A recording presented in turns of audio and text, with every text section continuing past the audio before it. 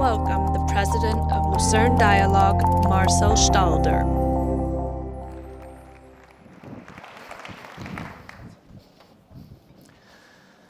Dear Mr. Federal Councillor Ignacio Cassis, dear Excellencies, ladies and gentlemen, a very warm welcome to the 2025 European Economic Forum organized by Lucerne Dialogue.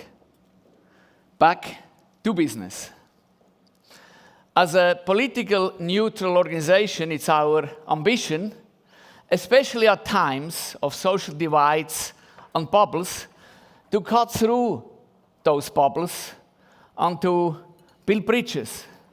Build bridges between generations, build bridges between disciplines, build bridges between political positions, and build bridges between regions. It's also our ambition to provide a platform for fact-based debate and dialogue.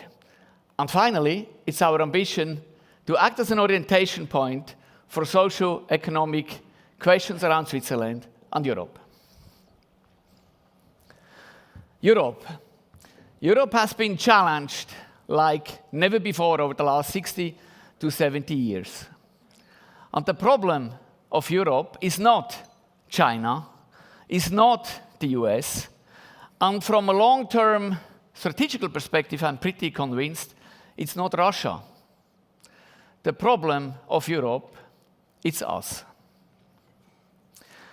We lack a vision, and without a vision, it's difficult to know where we go. We have taken for too long prosperity and peace as a given. We have turned away our focus from economic strengths, and the backbone of every superpower is economic strengths. And we have taken away our focus from competitiveness. Our focus was more and more well-being. Well-being, ladies and gentlemen, is not a strategy. It's at best a result. We destroyed productivity. A couple of decades ago, the average weekly work hour for the working population was over 40 hours. It came down to 37 hours, and today, I looked it up yesterday, it's around 25 hours.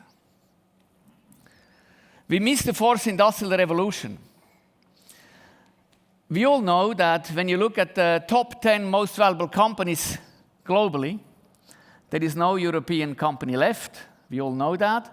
If you look at the top 20 most valuable company globally, there is not one European company left.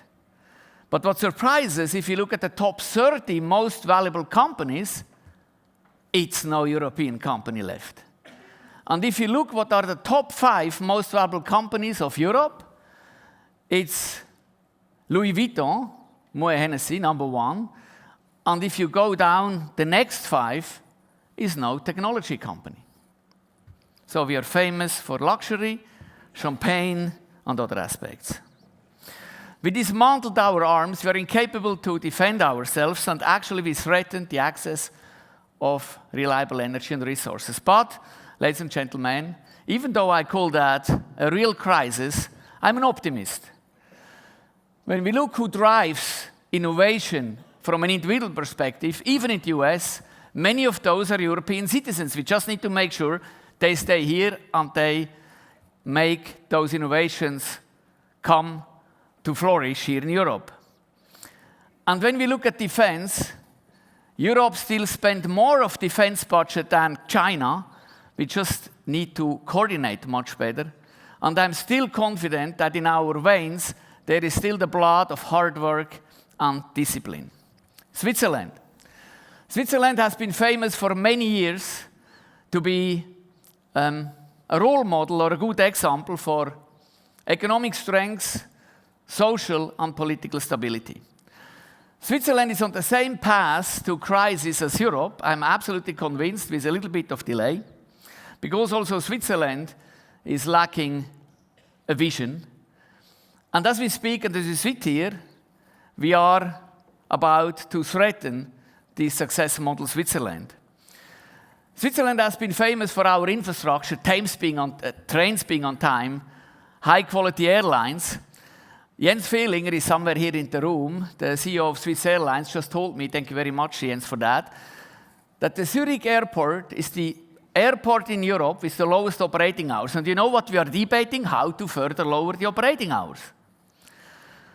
Switzerland is famous globally as a financial center. We used to have 4 international banks. We are back to 1. What do? We put in regulation that threatens that bank's competitiveness as if we would have 5 others. Manufacturing and defense technology. Switzerland had a very solid defense industry and an anchor for manufacturing in general. We put up regulations, export regulations, who is about to destroy this industry. Economic growth. Which industry is growing the most? No, it's not banking. No, it's not insurance. No, it's not pharma. It's the state. We're moving from private economy to state economy.